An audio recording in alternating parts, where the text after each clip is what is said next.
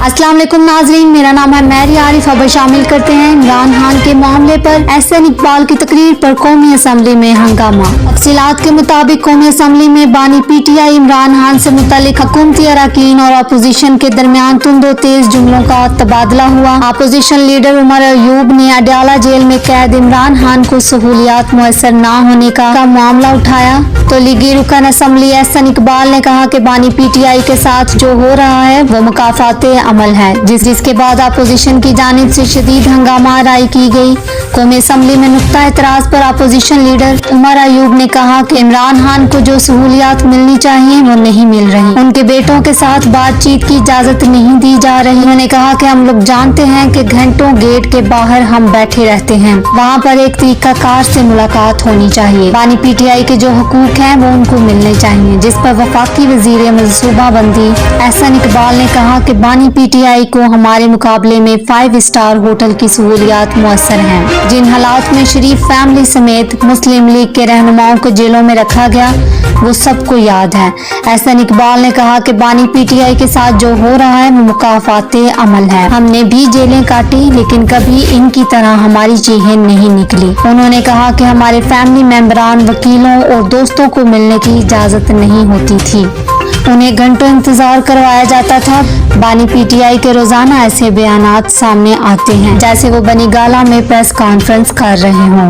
उन्होंने कहा कि हमने अल्हम्दुलिल्लाह कैदोबंद की सोबतें दलेरी से बर्दाश्त की, हम हक पर थे ताहम उनकी रोजाना चीखें निकलती हैं। इस दौरान अपोजिशन की जानिब से शदीद शोरगुल किया गया और एहसन इकबाल की तकरीर के दौरान हंगामा आराई भी की। बाद-ए-अज़ा रुकन कौमी असम्बली हनीफ अब्बासी से कहा कि अपोजिशन लीडर को बलोचिस्तान के एहसास महरूमी का दर्द उठा है। इस एहसास की महरूमी की बुनियाद उनके दादा अयूब खान ने रखी थी, जिनके ऑपरेशन के बाद बलोची पहाड़ों पर गए थे।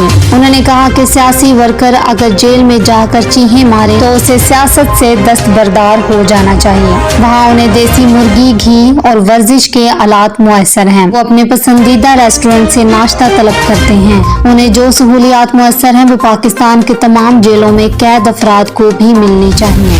साथ ही साथ खबर शामिल करते हैं पाकिस्तान मुखालिफ अनासर से किसी किस्म की बातचीत नहीं हो सकती।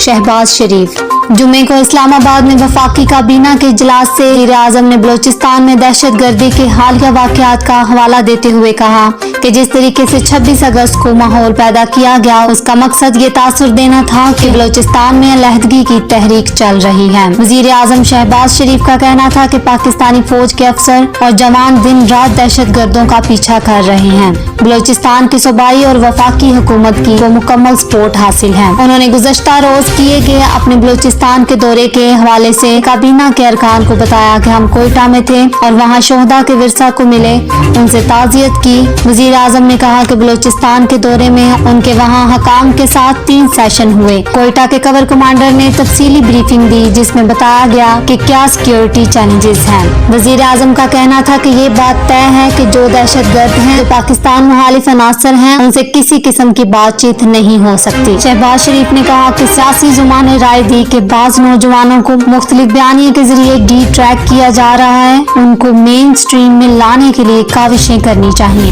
उन्होंने कहा चाहे लैपटॉप्स हों या चीन हमारे नौजवान बच्चों को ग्रेजुएशन में मदद कर रहा हूँ। इन सब में बलोचिस्तान का कोटा दीगर सूबों के कोटे से 10% ज्यादा है।